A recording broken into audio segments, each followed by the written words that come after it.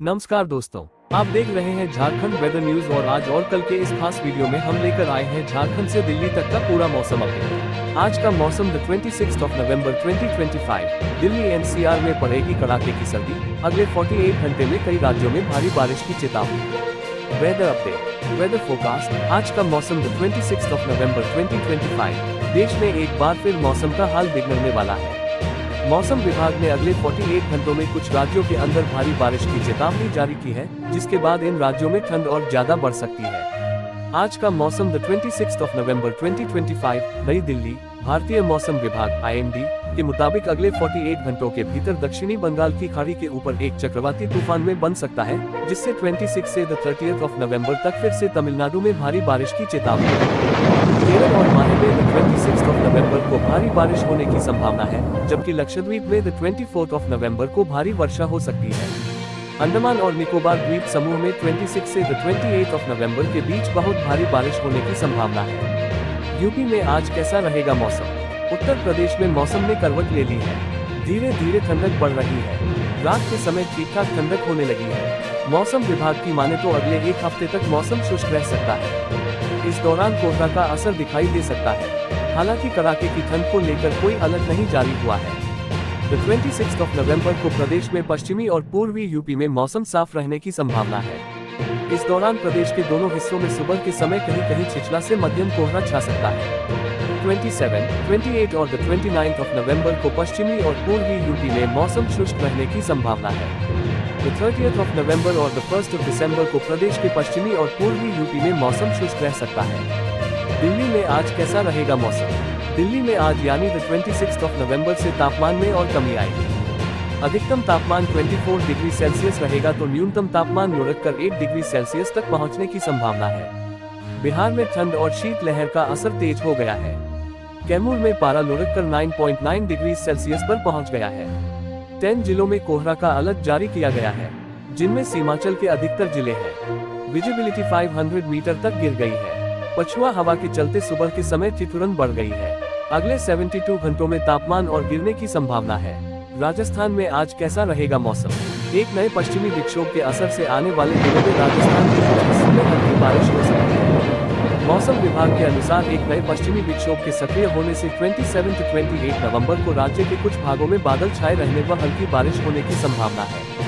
विशेषकर 27 नवंबर को जोधपुर, उदयपुर व अजमेर संभाग के कुछ भागों में बादल गरजने के साथ हल्की बारिश हो सकती है। उत्तराखंड में आज कैसा रहेगा मौसम? उत्तराखंड के पर्वतीय क्षेत्रों में कड़ाके की ठंड पड़ रही है, जबकि मैदानी क्षेत्रों में भी ठिठुरन बढ़ गई है। शुष्क मौसम के बावजूद तापमान में गिरावट दर्ज की जा रही है। प्रदेश के अधिकांश क्षेत्रों में न्यूनतम तापमान सामान्य से कम बना हुआ है। मौसम विज्ञान केंद्र के अनुसार आज भी प्रदेश भर में मौसम शुष्क रहेगा। हालांकि पर्वतीय क्षेत्रों में पाला पड़ने से ठिठुरन भरी ठंड रहेगी। मैदानी क्षेत्रों में हल्का कोहरा छाएगा। कैल का मौसम, सेमियार साइक्लोन दिखाएगा अपने तेवर। 27 से 30 नवंबर होगी ताबड़तोड़ बरसात, जाने IMD का अलर्ट। कैल का मौसम, 27 नवंबर 2025 कल का मौसम कैसा रहेगा? आज और कैल का मौसम कैसा रहेगा? उत्तर भारत में इस समय सर्दी अपने चरम पर है, जबकि दक्षिणी राज्यों में तेज बारिश और तूफानी हवाओं का असर जारी है। तमिलनाडु और आसपास के इलाकों में भारी वर्षा और मेघ गर्जन के साथ मौसम सक्रिय है। वहीं उत्तर प्रदेश, बिहार और उत्तराखंड में ठंड और कोहरे का प्रभाव बढ़ गया है, जिससे दिन और सुबह की ठंडक महसूस की जा रही है। इस दौरान अधिकतर राज्यों में न्यूनतम तापमान सामान्य से कम दर्ज किया जा रहा है और दृश्यता प्रभावित हो रही है। जहां एक ओर उत्तर भारत में ठंड लगातार अपने चरम पर पहुंच रही है, वहीं दक्षिण राज्य अब भी तेज बारिश और पिछले 24 घंटों के दौरान मौसम के हाल की बात करें तो तमिलनाडु के कुछ हिस्सों में 7 से 10 सेंटीमीटर तक भारी बारिश दर्ज की गई। मेघालय और हिमाचल प्रदेश के कुछ क्षेत्रों में दृश्यता 50 से 199 मीटर तक सीमित रहने के कारण घना कोहरा देखा गया। वहीं पंजाब और झारखंड के 1-2 स्थानों पर ठंड की तीव्र लहर महसूस की गई। मौसम विभाग (IMD) की रिपोर्ट के मुताबिक मलिक्का जलदमरु मध्य में कल होने वाला अवनमन गहन रूप से पश्चिम की ओर बढ़ा और 25 नवंबर 2025 को रात 11:30 बजे IST पर उसी क्षेत्र में केंद्रित था। इसके बाद यह आगे पश्चिम की दिशा में बढ़ता गया और चक्रवाती तूफान सेमियार का रूप ले लिया। आज 26 नवंबर 2025 को सुबह 5:30 बजे IST पर यह मलिक्का जलदमरु मध्य और पास के पश्चिमोत्तर इंडोनेशिया क्षेत्र में केंद्रित था। पिछले कुछ घंटों में चक्रवाती तूफान सेन्यार 13 किलोमीटर घंटा की रफ्तार से पश्चिम दक्षिण पश्चिम की ओर बढ़ा और इसकी हवाओं की गति 70 to 80 किमी घंटा तक पहुंच गई, जो 90 किलोमीटर घंटा तक तेज हो गई। 27 नवंबर की शुरुआती सुबह तक चक्रवाती तूफान पश्चिम दक्षिण पश्चिम की दिशा में आगे बढ़ते रहने और अपनी तीव्रता बनाए रखने की उच्च संभावना है। इसके बाद अगले 24 घंटों में ये धीरे धीरे कमजोर होकर पूर्व की ओर मुड़ सकता है। दक्षिण पश्चिम बंगाल की खाड़ी, दक्षिण पूर्वी श्रीलंका और भूमध्यरेखीय हिंद महासागर के आसपास कल बनने वाला स्पष्ट निम्न दबाव क्षेत्र आज 26 नवंबर 2025 को सुबह 1:30 बजे IST पर उसी स्थान पर बना हुआ है। अगले 24 घंटों में ये क्षेत्र लगभग उत्तर पश्चिम की दिशा में बढ़ने और अवनमन में तीव्र होने की संभावना रखता है।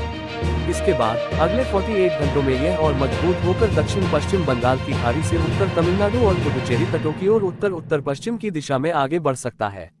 इसके अलावा दक्षिण अफगानिस्तान में निचले और मध्य वायुमंडलीय स्तरों के बीच एक नया पश्चिमी विक्षोभ विकसित हुआ है, जबकि त्रिपुरा और आसपास के निचले स्तर पर एक ऊपरी वायु चक्रवाती परिसंचरण विद्यमान है।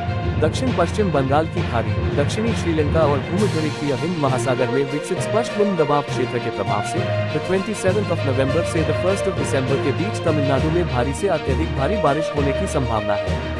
विशेष रूप से 29 और 30 नवंबर को राज्य के कुछ हिस्सों में अत्यंत भारी वर्षा की चेतावनी है। साथ ही 29 और 30 नवंबर 2025 को तटीय आंध्र प्रदेश, यानम और रायलसीमा के कुछ स्थानों पर भी भारी से बहुत भारी वर्षा की संभावना है। 26 नवंबर को केरल और माहे में भी कुछ स्थानों पर भारी बारिश हो सकती है। चक्रवाती तूफान सेन्यार के प्रभाव से 27 नवंबर को अंडमान और निकोबार द्वीप समूह के कुछ हिस्सों में भारी से बहुत भारी वर्षा की संभावना है, जबकि 28 और 29 नवंबर को वहां 1-2 स्थानों पर भारी वर्षा हो सकती है। 27 से 30 नवंबर के दौरान तमिलनाडु में, 27 नवंबर को केरल और माहे में तथा 29 और 30 नवंबर को तटीय आंध्र प्रदेश, यानम और रायलसीमा में गरज के साथ बिजली और तूफानी हवाओं की संभावना है। अंडमान और निकोबार द्वीप समूह में 29 नवंबर को हवाओं की गति 40 to 50 किमी घंटा और 26 to 28 नवंबर के बीच 50 to 60 किमी घंटा तक तेज होने की संभावना है।